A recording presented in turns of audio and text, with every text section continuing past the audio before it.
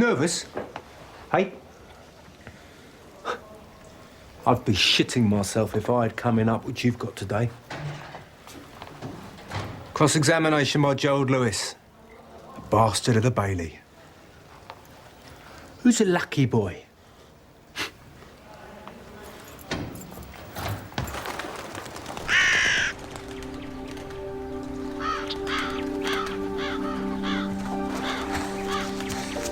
Hey, come on, Eddie. I've got you.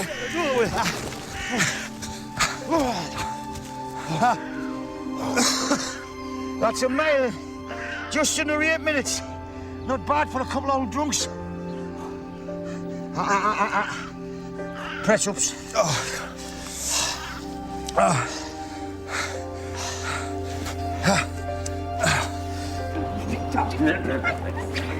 Quick, let's get Mummy. Go.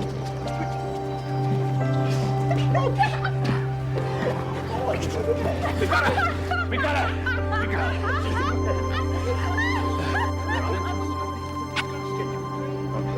Mrs. Peace.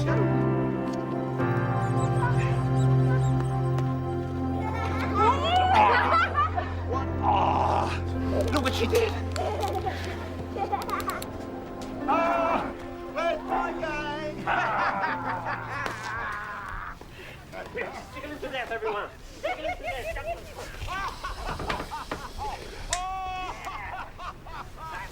Remember him?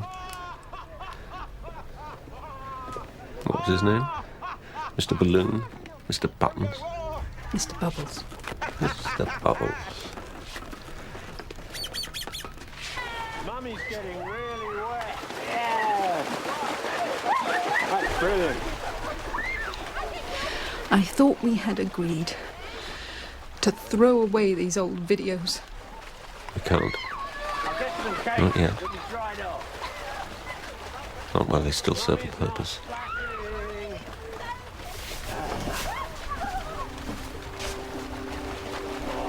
It's not that cold, Thomas.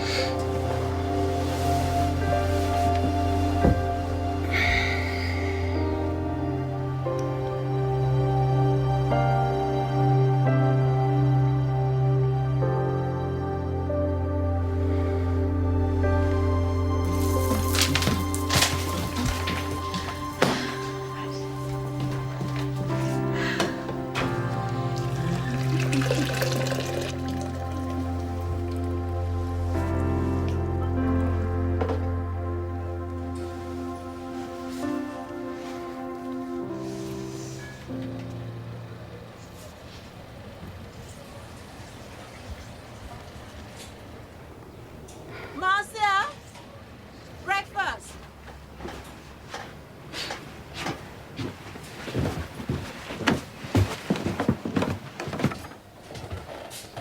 Where are my clothes? Oh, I washed and ironed them. They're hanging in the bathroom. You didn't need to do that. There's fresh coffee on the table. You didn't need to do that either. Where's Joy? She's awake, getting dressed. I bought you some posh newspapers. Your trial's in all of them. It doesn't change anything, all this, you know. I'm not suddenly my mum again because of all this.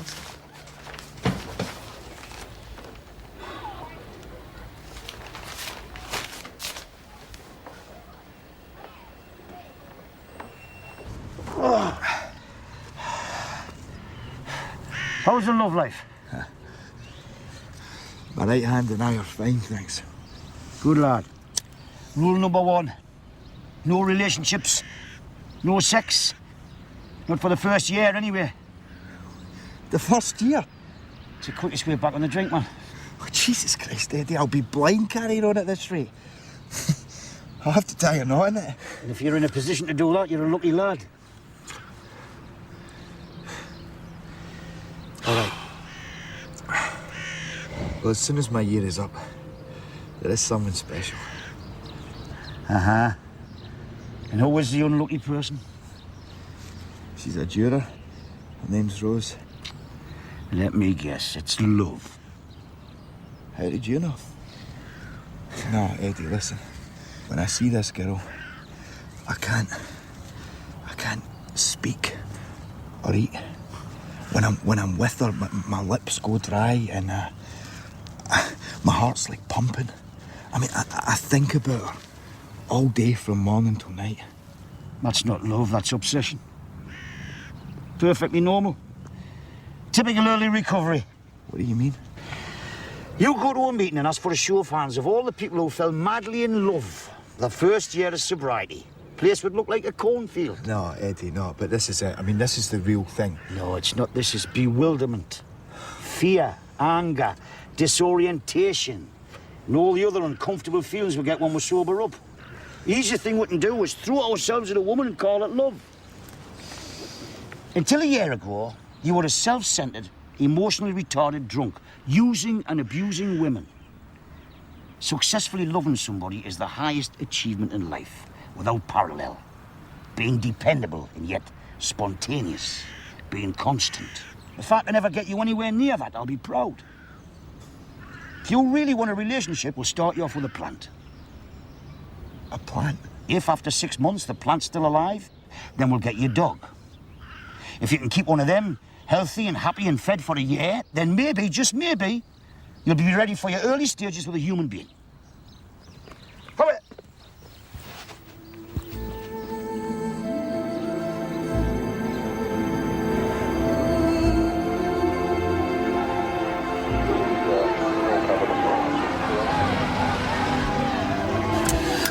See you later. See you. How about lunch today, you and me? Lunch? I can't. Well, I mean, we don't know when we're going to get out. Sometimes we run over, we've got to stay behind, listen to a talk from CID or something. Right. Thanks. It's a nice thought.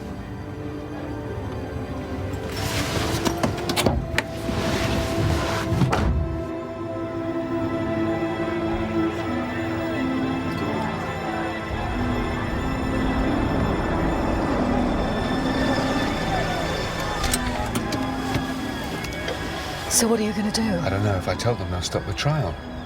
Change the jury. Peter, they've vandalised our car. They know where we live. I know. But we still have our car. We still have our house. But darling, I know you're worried. But this trial, I can't explain, you know. I wake up in the morning excited, you know, blood pumps in my veins. I feel more awake, more alive than I have in years. Look, if you want me to, I will tell them. I promise, but after last night, I know this trial involves us both. But I beg of you, let's let it go just this once. Another hint of trouble, and I promise you, I will tell them.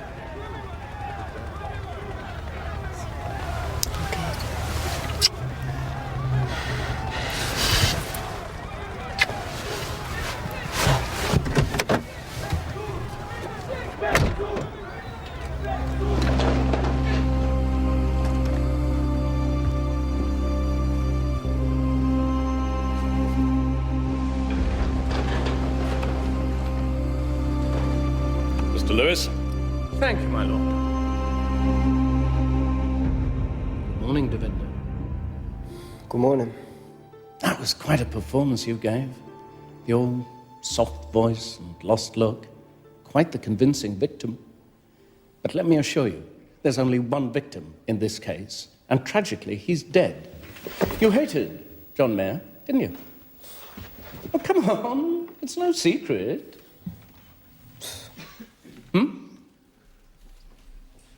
Yeah. I'm sorry, I don't think I quite heard that. Yes. Yes, in fact, you hated him so much, you thought you'd kill him. Oh, come on, Mr. Singh. You admitted yourself you set out that morning with only one thing in your mind, to kill him. Yeah. Burning with rage, Mr. Singh, hell-bent on retribution and vengeance. I didn't say that. In fact, Sikhism is a culture of vengeance, is it not? No, quite the opposite. Oh, well, perhaps you can tell me. What is Josh? Josh. I believe it is a Punjabi term. Yeah. It means a state of readiness. Could you be more specific? Usually it means a state of readiness to fight. A state of readiness to fight. Yeah. Mm-hmm. Well, we must always be ready to defend ourselves. Not very peaceful or forgiving, then. Defend yourself against what? I don't know. Against bullying, for example? Mr. Singh, you recognize this? Yeah. Could you tell the court what it is? It's a turban. And when tied in a specific way, like this, it has a special name. Am I right? Yeah. What is that name? It's a dharmala. Now, is it true that on the day of the murder you were also wearing a dharmala? Yeah. And this turban is worn by one particular group. Am I right? Yeah. The Nihang. Would you explain to the court who the Nihang are? Look, I know what you're trying to do. Answer the question, Mr. Singh. The Nihang is a group. Specifically, they are warriors. Am I right? Yeah. Warriors famed for their bravery. I think the jury will agree that wearing this particular turban was no accident. That's not fair. Mr. Singh, what is Gatka? Gatka. Mm-hmm. This is a Sikh term. Mm-hmm. It's an art. It is a martial art, is it not? Which includes the art of sword fighting, which many Sikh children learn. Yeah. Did you take part in these Gatka classes? Yes. In fact, more than take part, I noticed from my records that you even participated in competition. Yeah. So, an accomplished Gatka devotee. In which division did you compete? The 3 foot. 3 foot, the same length as the murder weapon. Yeah. You competed with some success, including a competition win in 2000. Is that correct? Yeah. Congratulations. Your parents must have been very proud. No. Why not? Because I didn't really win. Sorry, I just thought you said you did. My lord. I was disqualified. Really? Disqualified? Why? Because I got into a fight with another contestant. Oh dear, why? He was picking on people younger and smaller than him. So, a bully, then? Yeah. And what did you do to this bully? I attacked him. With your sword? With my wooden sword. He still suffered serious injuries. In particular, it seems, he received blows to the head and torso. I don't remember. No, but he does. He remembers exactly, as does the doctor who treated him, and here are the photographs. Members of the jury, please note the blows across the neck, here and here. Wounds, you will note, that are almost identical to those suffered by the murder victim. So, all right, Devinder, let us remind ourselves of what we are agreed upon, all right? We agree that you hated the victim, John Mayer. We agree that you hated him enough to kill him. We agree that you broke into a Sikh temple, stole a 3-foot sword, went to the heath, blinded by rage, with the sole purpose of killing John Mayer. We are also agreed that you were brought up in a culture focused on vengeance and retribution, and from an early age was schooled in a martial art using exactly the same weapon as the murder weapon. Now, why didn't you tell all of this to the police when they arrested you? After all, you knew that your silence could be taken as an admission of guilt. The police would have advised you of that in their caution. Perhaps it was because you hadn't made the whole thing up yet. No. Members of the jury, Mr. Singh remained silent because there was nothing left to add. His guilt was indefensible, as it is now. Thank you, Devinder. No further questions. Right. Let's break there for lunch. All rise! Clear the public gallery, please.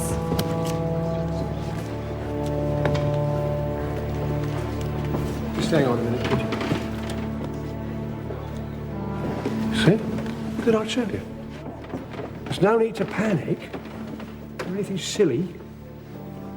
Let justice take its course. And then, when we know what prisoner he's been sent to, then we work on it. All right? All right? Yes, Dad. Yes.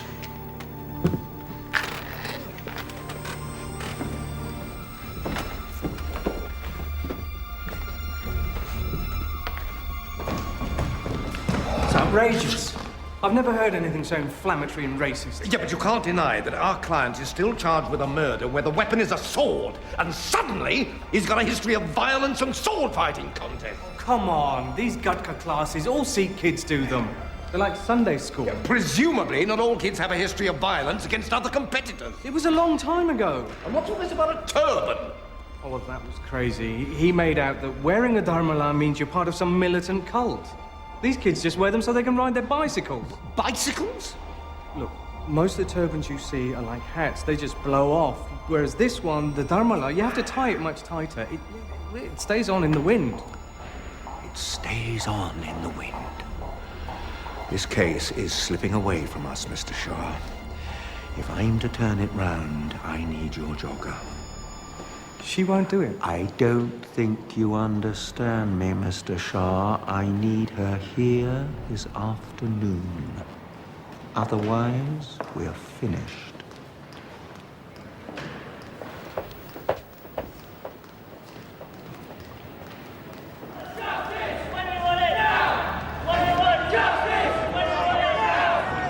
What are you doing here?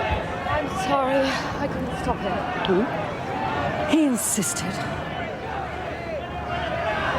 Oh, God. All right. Now what does he want?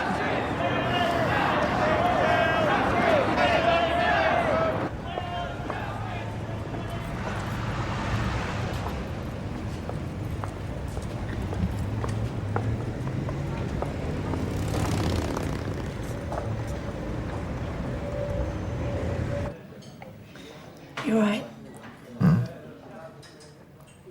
Just seem a bit...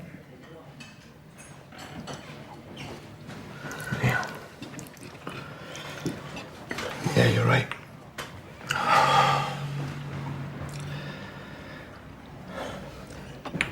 In AA, we have this thing called sponsorship.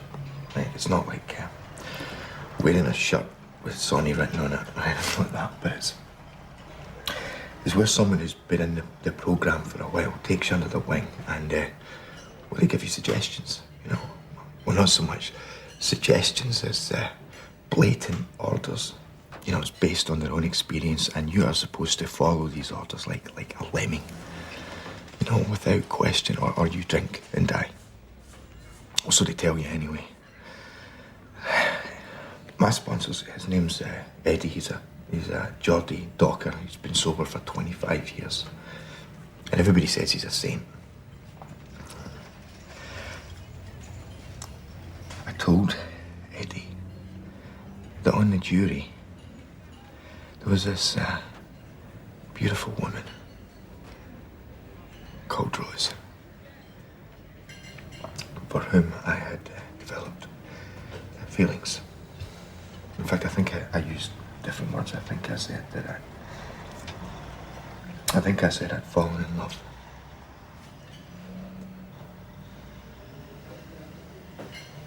What did he say?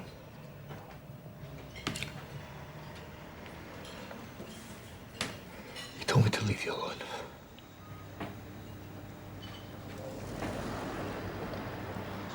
Did he say why? He didn't think I was ready. For what? For anything. Yeah. He didn't think that I could cope. And you think he's right? I don't know. Probably. Well, he's probably right. Better wait till you're ready.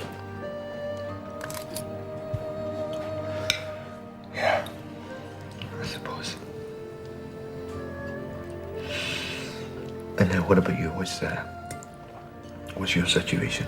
Oh, I don't think I'm ready. Different reasons. Complicated. How complicated? Complicated. And if it wasn't complicated, would you be ready then? Oh, I don't know.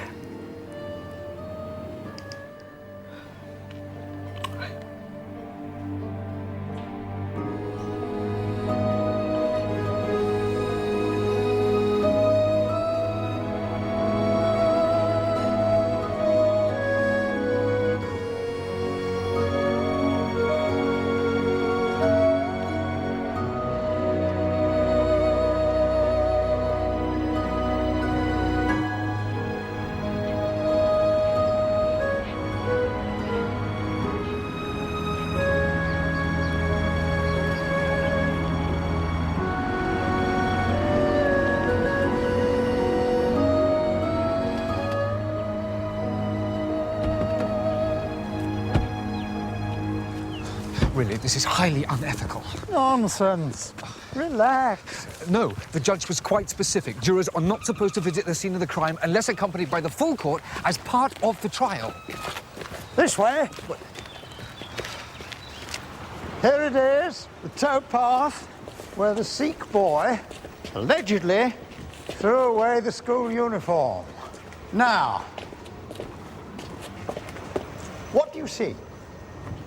Flats. Exactly. With a perfect view over the towpath. And over there?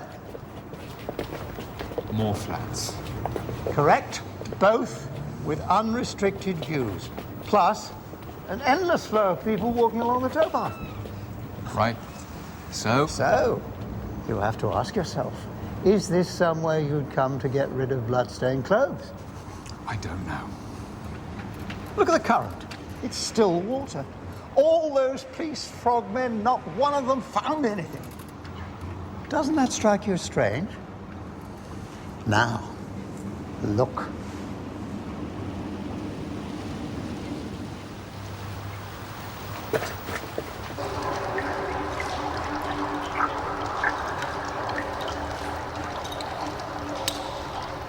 This is where I would come if I wanted to throw away a blood-stained uniform. Out of sight of the main towpath. Sheltered, convenient. Secret. Can't you feel it? There's an energy in the place. I spoke to a couple of pupils. They called it the vagina. Oh, sorry, Marion, it's on account of its tunnel-like shape. It's where they come for their cigarettes or fights or drugs, I suppose. At any rate, it's their secret place. And that's it, is it? That's why you brought us here, to show us this? Yeah. The police already looked here. How do you know? Because it's in the crime report, Michael. They searched the whole area. They had 50 policemen, frogmen in the canals. No, I don't believe they searched here. 48 hours, they sealed off the whole area. They did a fingertip search. Look, the drain. It goes on and on. What is the matter with you? First you want to be a juror, now you want to be a policeman as well? Damn it, I must be mad. The most publicly scrutinised trial in the country. One of the jurors is stalking the crime scene in his lunch hour. Peter!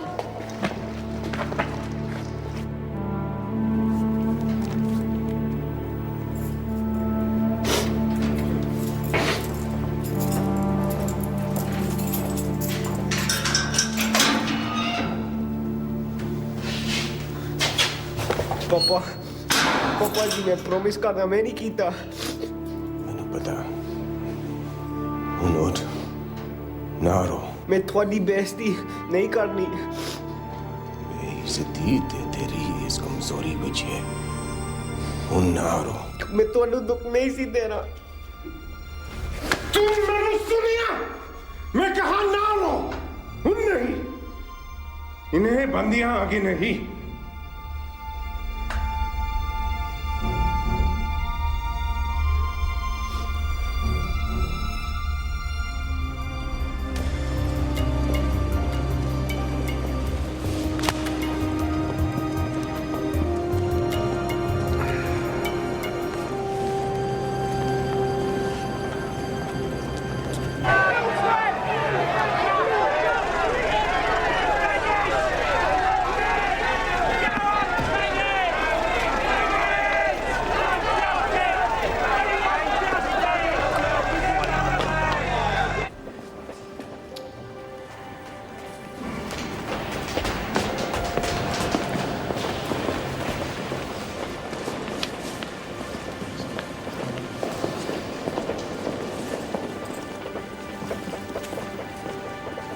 Who is that? Who is that? Well, find out. Who is that? Mr. Coring. The defense calls Maria da Silva.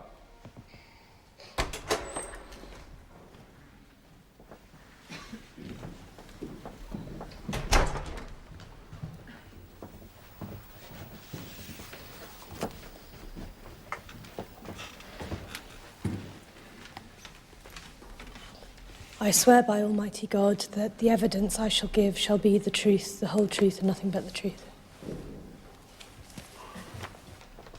Mr. Silva, I appreciate that it is difficult for you to be here, but if you can, could you tell the court where you were on the 15th of May last year? I was here in London. Specifically at 7:30 in the morning? I was doing what I always did at that time, in those days, jogging. And your jogging route? I started at my house, running north, across the heath, and then back through the south gate, about 4 miles. You said the heath. You're referring to Manning Heath. Yes. Could you describe what happened that morning? I was running along my usual path when I hit something and fell over. You tripped? Yes. At first I thought it was a tree. Then I realized it was a person. Someone sleeping in the rough. And this person, you woke them up? Yes. So what did they do? Nothing. He just looked at me. Then suddenly he screamed in a rage and attacked me.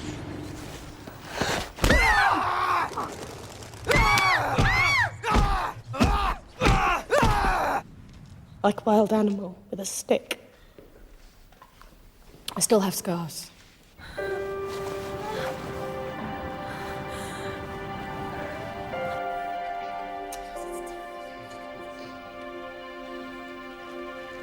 Then what did he do? Ran away? In which direction?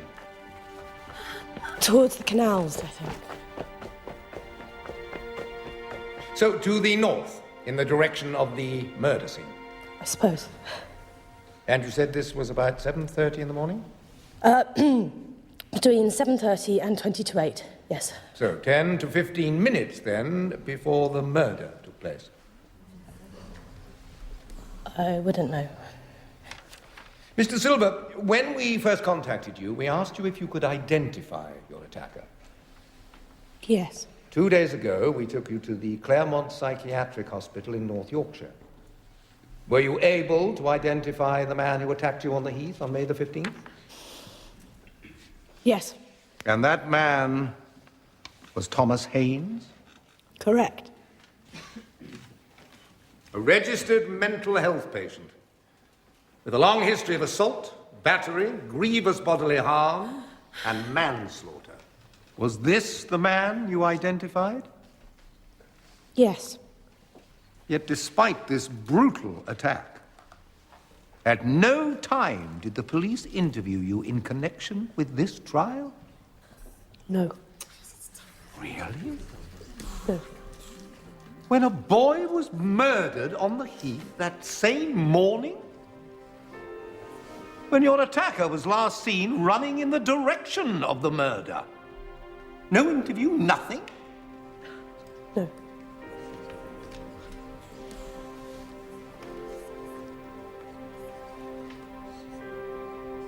Dr. Levinson, you were working in the accident and emergency unit at St. John's Hospital on the day that Mr. Silva was admitted after she'd been assaulted by Thomas Haynes. That is correct.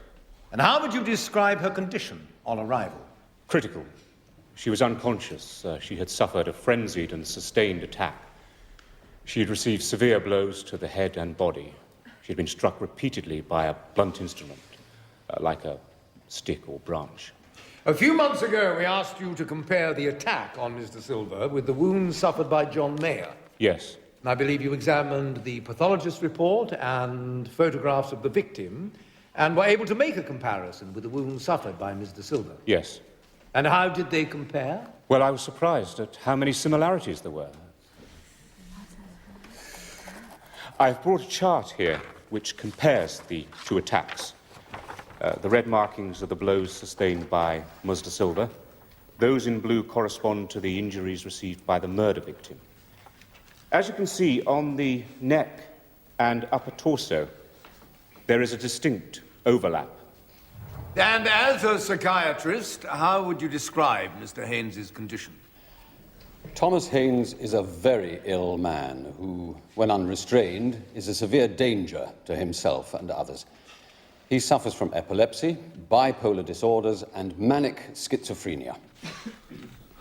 In your clinical opinion, if Mr. Haynes were to find a weapon, like a sword, lying in the bushes, would he have the mental faculty to pick it up and use it?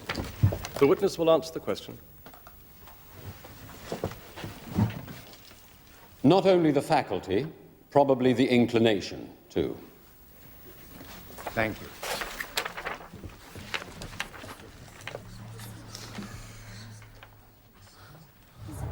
Detective Chief Inspector Shand, I'm sure you're aware that it's an unusual step to call you back.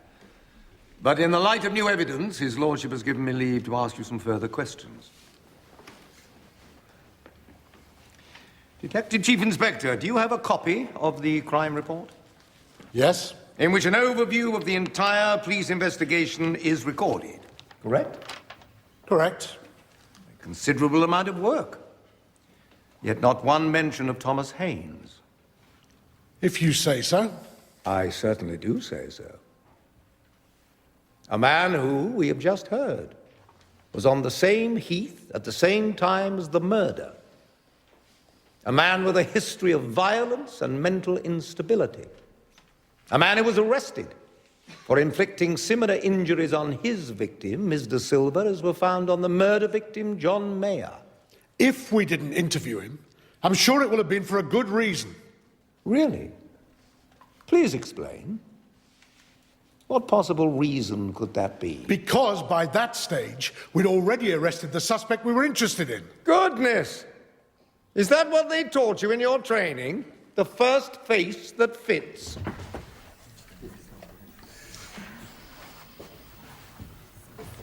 I had heard the police were under pressure to cut costs, but this is exceptional. So you don't think it's significant that a known psychopath was roaming the heath at the same time? No. Not for this case, I don't. You don't think it's significant that this man, Mr. Haynes, inflicted almost identical injuries on another person? It was a sad coincidence. Really? Is that so? Well, I think there is a great deal that is sad in this case, Chief Inspector. Not least the way you arrest the first face that you think fits, and bingo, you've got your man. An open and shut case. My lord, is this really necessary? The reason the boy was the only suspect is the overwhelming evidence against him. No. I would strongly suggest the reason my client is the only suspect is the overwhelming conspiracy against him. Bastard! Quiet! Court adjourned. All rise!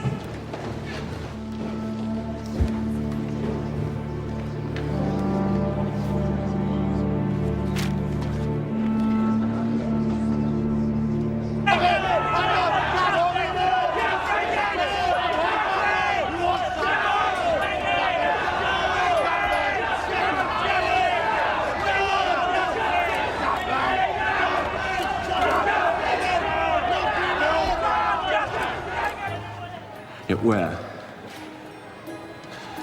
Yeah, I know it. Right.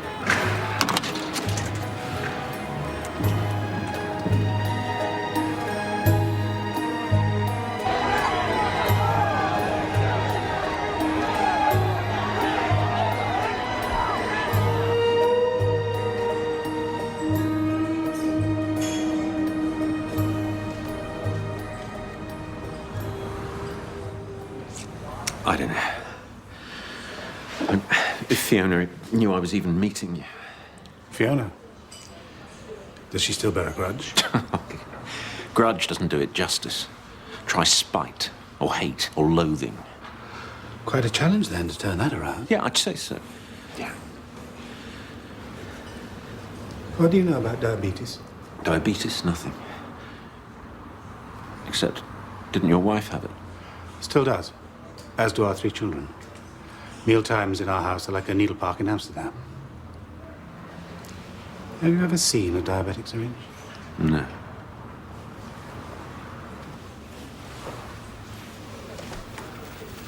You stick them in their arms, their thighs, their stomachs. Ouch. No fuss. Never any bother. They're used to it. It bothers me, though. It eats me up, having to stick that into my baby's thigh. The youngest, Gemma, she's 6 years old. So you can imagine I've become quite involved with diabetes in all its many forms. And there's a Japanese company who are developing a new way of delivering insulin. Something that would revolutionize my kids' lives. Well, of course. But not just my kids. Some of the 85 million sufferers worldwide. That's a big market. Now, I'm not the only one who knows about this new development. But I am one of the very few who knows that they're about to sell out.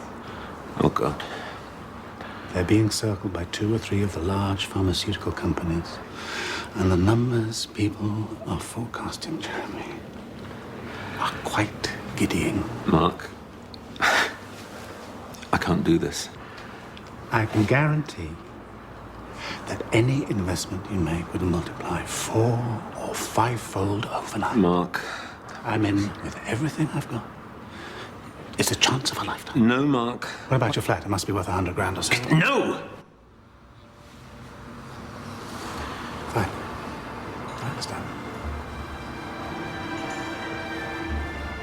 I was just hoping that I could get things back for you.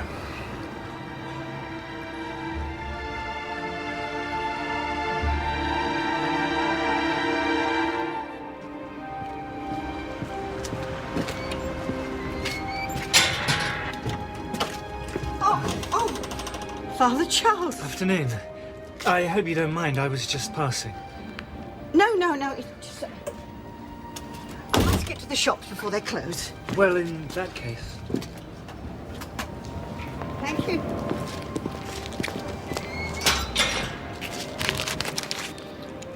I mean, the simplest things like going to the shops get harder and harder. My health, you know, just lately hasn't been very good. Oh, sorry. I know what you were referring to the other day where you said you had some bad news. I apologise. I was too self-absorbed to ask. They say I have a tumour. I'm so sorry. Nasty, malignant bully that won't go away. What are they doing? Well, they want to give me treatment, but that's rough. They asked me if I had anyone, you know. Relative next of kin. I could come if you like. You? Well, that's very nice of you, but what would we say? I don't know. I could say I was your son.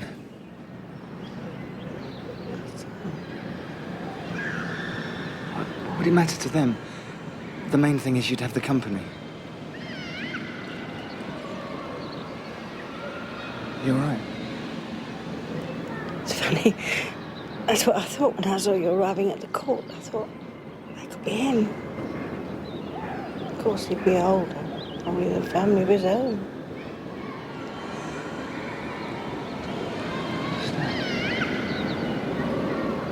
You have a son? Yes. For 3 weeks. And then I had to give him away. A good family, I was told. Here in London. I tried to get on with things, but I couldn't. I couldn't forget him. I just wanted to be near him, even though I didn't know his name or where he lived or anything.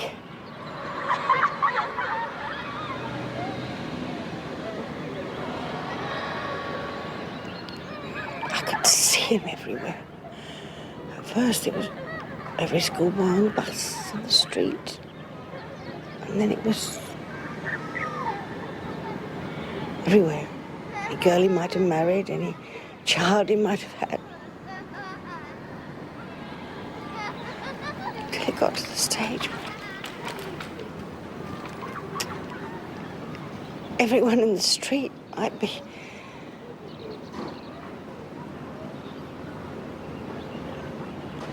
Oh, this is silly. No, not at all. I'd like to hear the whole story. Really? I'm sure there are lots of people you'd rather be. No, as it happens. Oh.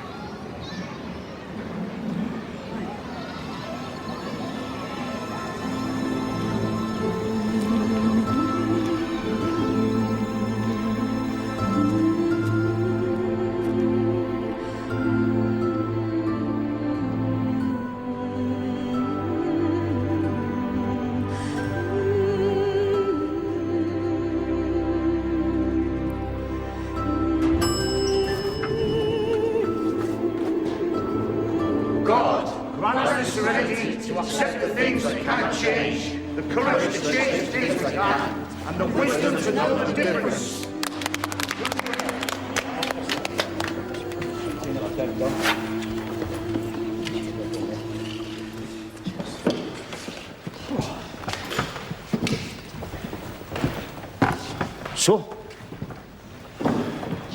So? Well, I told her. And? How'd it feel? Honestly? Like shit. Well, the rewards, the good feelings, they'll come soon enough. Yeah. They will, I promise you.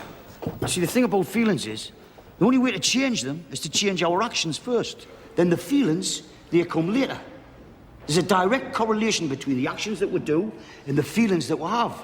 And I guarantee you, if you had done anything with her, you would have felt even more like shit. Well, at least I'd have slept with her, Eddie. This way I just feel like shit anyway. It's only temporary. Trust me. You did the right thing. You'll get the rewards you deserve.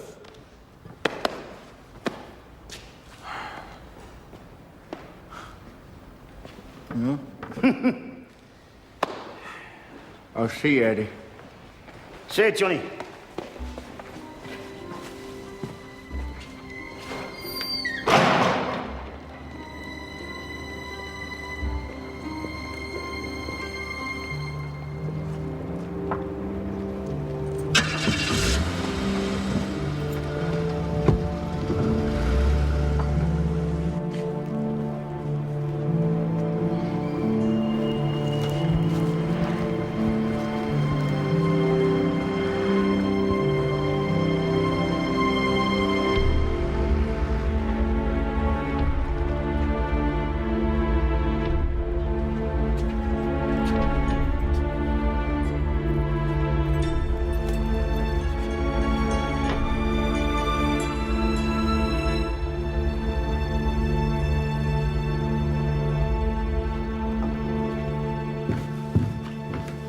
Hello?